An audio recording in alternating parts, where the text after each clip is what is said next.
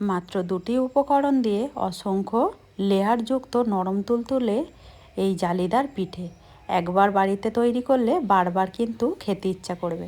নমস্কার বন্ধুরা, কাজল ভিলেজ কিচেনে সকলকে স্বাগত জানাই। রোজকার মতো আজও রান্নাঘরে চলে এলাম। আজকের রেসিপি প্রথম থেকে লাস্ট পর্যন্ত দেখতে থাকুন, আশা করছি ভীষণ ভালো লাগবে। তো চলুন তাহলে শুরু করা যাক। তো এখানে এক বাটি আমি শুকনো চালের গুঁড়ো নিয়ে নিয়েছি। তোমরা চাইলে এখানে ভেজা চালের গুঁড়ো কিন্তু ব্যবহার করতে পারো। নিয়ে নেব এখানে একটা বাটি, সমস্ত চালের গুঁড়িটা বাটির মধ্যে ঢেলে নেব। দিয়ে দেবো স্বাদ মতো লবণ বা মাপ মতো লবণ। লবণটা তোমরা তোমাদের মাপ মতোই ব্যবহার করবে।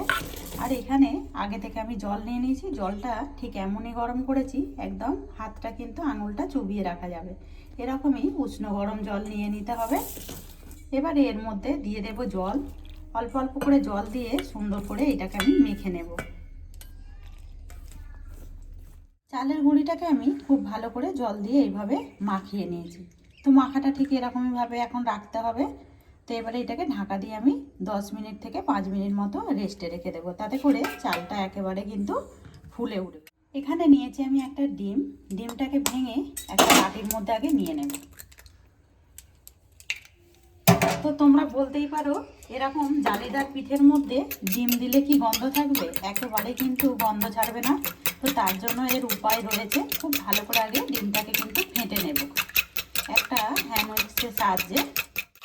খুব ভালো করে আমি ডিমটাকে ফেটে নিয়েছি। এইভাবে কিন্তু ভালো করে ডিমটাকে ফেটে নিতে হবে।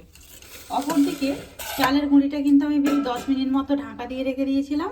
আর এখানে দেখতেই পাচ্ছ কতটা কিন্তু ফুলে উঠেছে। এইভাবে কিন্তু ঢাকা দিয়ে রেখে দিতে হবে। এবারে এখানে যে রয়েছে সমস্ত ডিমটাকে আমি এর মধ্যে দিয়ে দেব। এবারে দিয়ে দেবো এখানে আমি হাফ চামচের কিছু ভ্যানিলা। এই ভ্যানিলা দিলে ডিমের একদম যে গন্ধটা থাকে ওইটা কিন্তু একেবারে থাকবে না, ওইটা চলে যাবে। ডিমটাকে দিয়েও খুব ভালো করে ফেটে নিতে হবে। তো এবারে ঘনত্বটা ঠিক কীরকম থাকবে সেটা আমি দেখিয়ে দেবো।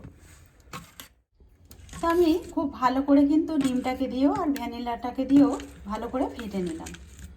এখানে দেখতে পাচ্ছ একদম কিন্তু হাতার গায়ে একটা লাইন টানলে জুড়ে যাচ্ছে না, পাতলা হয়েছে। দেখো এইভাবে কিন্তু একদম গোলাটাকে পাতলা করে গুলে নিতে হবে, তাহলে কিন্তু জালিদার পিঠেগুলো খেতে বেশ সুন্দর লাগবে। দিকে গ্যাস অন করে একটা কড়া গরম হতে বসিয়ে দিয়েছি। এখানে নিয়ে নিয়েছি একটা কাগজ, মানে সাদা, তোমরা চাইলে কাপড়ও নিয়ে নিতে পারো। টিস্যু পেপার দিয়ে খুব ভালো করে সাদা তেল দিয়ে একটু মুছে নেব। এবারে এখানে যে গোলাটা গুলেছিলাম এখান থেকে ঠিক এর মাঝ বরাবর এইভাবে দিয়ে দেবো। দিয়ে চারিদিকে এইভাবে একটু ছিটিয়ে দেবো।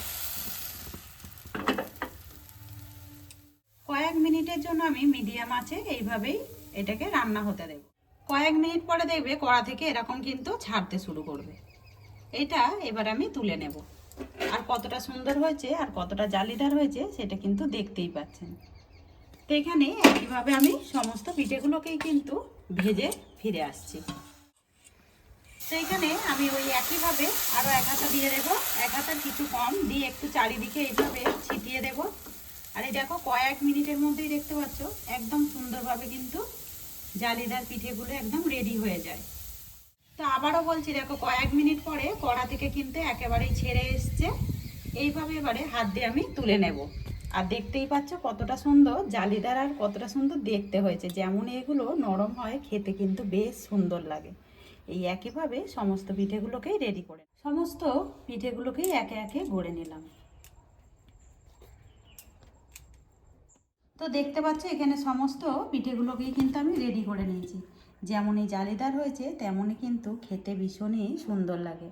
এইগুলো সকালে জলখাবার হোক বা রাতে ডিনারের জন্য কিন্তু চটজলদি এই টিফিনটি রেডি করে নিতে পারো। যদি ভালো লেগে থাকে এইভাবে আমার পাশে থাকবেন, আমাকে সাপোর্ট করবেন। আমার এরকম নিত্য নতুন রান্নার জন্য পাশে থাকা বেল আইকনটি প্রেস করবেন। সবাই ভালো থাকবেন, সুস্থ থাকবেন। ধন্যবাদ। আবারও কোনো নতুন রেসিপি নিয়ে ফিরে আসবো। আজকের মতো এই পর্যন্ত।